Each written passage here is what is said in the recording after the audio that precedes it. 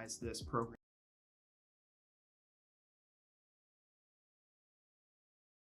Go ahead and move into some of the other categories.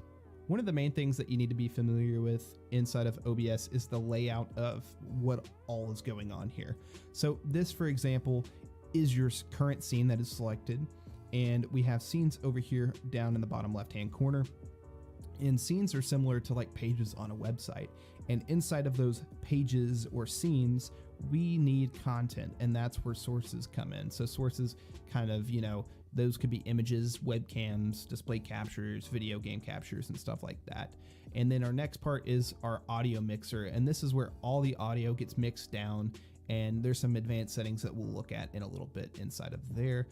Scene transitions, this just lets us select which transition we want to use and even lets us use our own. Check out the card on the screen to watch our video on 100 free OBS transitions that you guys can get. Costs no money whatsoever and is free to download. Super awesome that we have that. And then the last is our controls section. This allows us to, start streams and end them, start recordings and end them, use a replay buffer. And you might not see that right away, but we'll check out that setting in a little bit and show you where to enable that. Get to studio mode and then into our settings, and then also exit the program.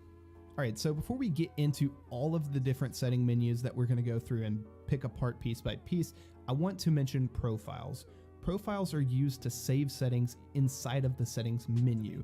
This is extremely useful if you need different settings for recording or streaming, or if you plan on using multiple accounts and you don't want to have to go back in and adjust, to have the settings for one Twitch account, a second Twitch account, a third Twitch account, a YouTube account, all those kind of things, or if you plan on streaming or recording in different bit rates and file sizes and things like that, and this saves you tons of time.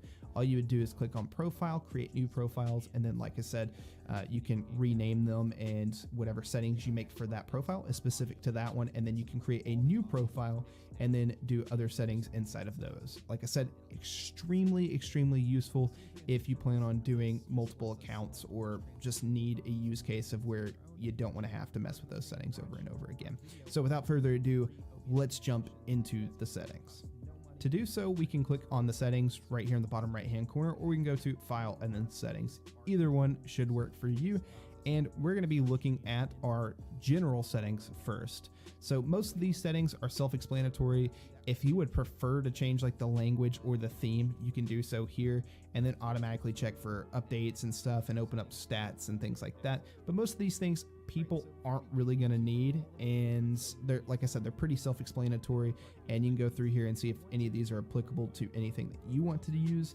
For the sake of this tutorial, we're not going to go through every single one of these settings because these are pretty much, like I said, for this the third time, pretty much self-explanatory. So let's go ahead and move on to the video settings. Kind of skipping over the general settings, this right here is where I tend to start whenever I'm setting up OBS on a computer for the first time. The first thing you want to mess with is the base canvas resolution. This should be set to the resolution of the native resolution that is of your monitor. So if you have a 1080p monitor, set it to 1080p. If you got a 1440p, set it to 1440p. 4K, set it to 4K. This is just dictating or trying to pull off of what your monitor is set to. The next setting, which is the output scaled resolution, this should be set to the resolution that you either wish to record or stream at. So for example, if I wanted to stream in 720p or record in 720p, I would just click on the drop down button here, and then I would change this to 1280 by 720. If I wanted to stay at 1080p, I would just leave this at 1080p, and that's going to go ahead and let us record or stream at 1080p. The downscale filter is the method that OBS uses to convert the output resolution. So for instance, if we change this from, the monitor is set to 1080p and we wanted to change it to 720p, we can set that here. I would do some research if you guys are interested in trying to find out which downscale filter is best for you, because certain ones are better for static images and stuff on screen, say for example like a PowerPoint or a presentation, and then other ones are really good for live action moving stuff, and other ones are better for like gaming and things like that. So find out which downscale filter works best for you. And the next part, in the last part inside the video settings, is FPS values. I tend to leave it on common FPS values, and if you are streaming or recording, I like 30 or 60. If you're doing any kind of cinematic work and you need these other resolutions in here, they are already pretty much in here. I don't know of any other resolutions or frame rate people might be looking to record or stream at. Maybe if you want to go really high frame rate over 60, you could do that in here with the integer FPS value. But for everybody else, I would suggest 30 or 60 depending on which you plan on recording or streaming at. The next thing to look at is audio. When it comes to the general settings, I normally suggest leaving everything alone if you're not familiar with sample rate and the different types of audio channels. However, if you are experiencing some issues with the audio, the sample rate may be causing that. So look into what your devices like natively support for sample rate, but pretty much everything by default in Windows, not everything, but most everything defaults to 44.1 kilohertz. And if you have issues with it, like I said, go ahead and look at that. Channels, if you're not certain what those are, stereo is pretty typical for everybody. And I don't know really anybody who's doing surround sound inside of OBS, but it's definitely something you have the option to do. And then there's also mono, but for the most part, 44.1 and stereo works for pretty much everybody. Next up is the audio devices. The first two options are for desktop audio. This is where you would typically hear audio from, for example, like your headphones or speakers. You would set this if you wanted people to hear what you hear, for example, whenever you're streaming.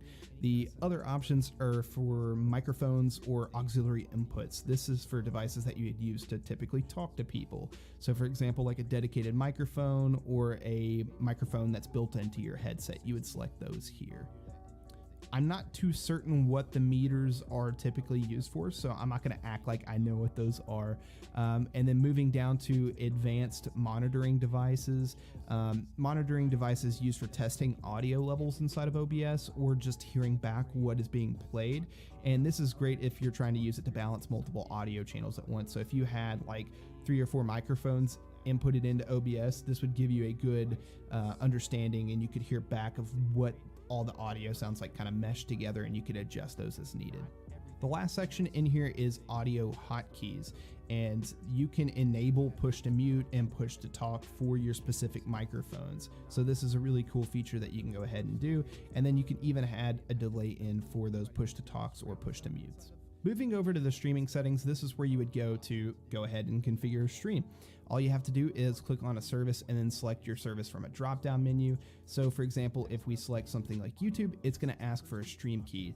Click on this right here. It'll take you directly to where you need to get your stream key from, and go ahead and copy and paste it in here. I want to state that if you have a stream key, do not share it with anybody, because if they get your stream key, they can stream to your channel, and it does not require signing in. So they are it's very critical to not show that to anybody. And some sites now like Twitch and I believe Mixer offer just connecting your account directly, which is pretty easy to do. You just click connect account and it would pop up a screen to go ahead and sign into your account, and then it'll give you access to start streaming to that platform. The output section is where we can adjust settings for recording and streaming. At the top, we get 2 options for output modes. One of those is simple and the other one is advanced. As you can see here, there are a lot more settings in advanced, and for this video, we're just going to be sticking to the simple options to save on time and kind of make this easier for people who don't know what they're doing inside of OBS. The first section in here that we're going to be taking a look at will be the streaming section. In here, we have options for the video bitrate, the encoder, and the audio bitrate. And to figure out what bitrate we need to set this to, we need to determine what resolution we're able to stream at. And there's 2 things that determine this. That's going to be hardware inside of your computer and the internet speed, or the internet upload speed, that is. So since I'm unable to speak for everyone's hardware in their computers, we're just going to be looking at the internet speeds today.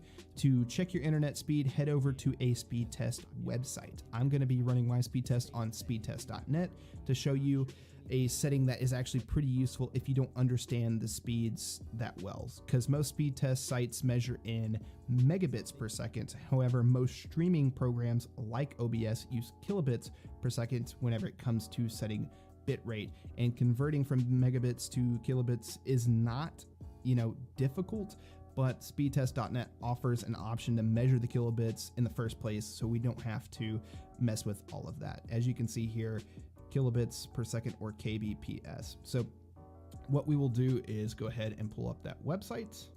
And I've got mine up here, and I'm going to have some of this stuff blocked out because I don't want you guys seeing my ISP's IP, obviously, or my IP from my ISP.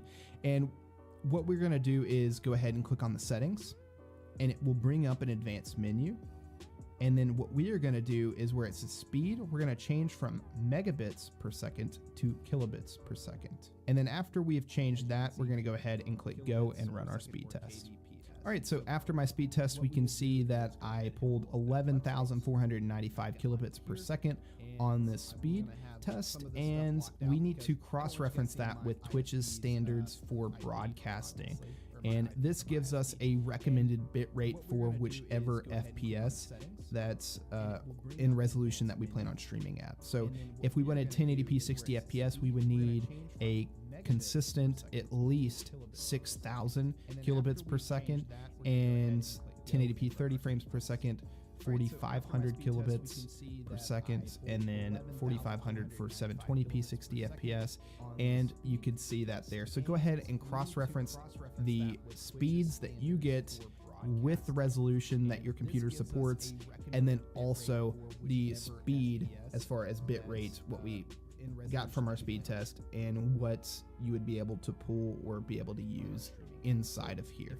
So after you've determined which resolution you are capable of streaming at by, the speeds from your speed test, what we will then do is take that speed and put it in here. So my internet speed was about, 11,000 kilobits per second, which means I could definitely stream at 1080p 60 FPS, but I've currently have my settings set to 1080p 30 FPS. So if we go back to that website and we cross-reference that with 1080p 30 FPS, it recommends 4,500 kilobits per second. So what I will do is change this to 4,500 kilobits per second. So 4500, and that is what I need to set my bitrate to. Once again, reference that page. It is extremely useful. Next up is the encoder. If you have a NVIDIA graphics card, then you should see hardware NVENC, and there's a possibility you see hardware NVENC new.